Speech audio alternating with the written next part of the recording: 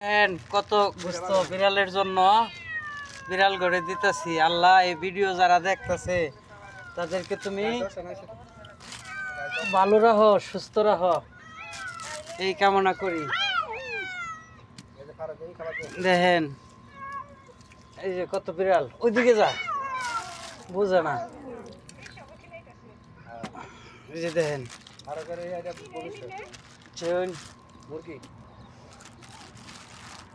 Duty থেকে আনা হয়েছে। আর ফুলারা খালি কি কইতাম,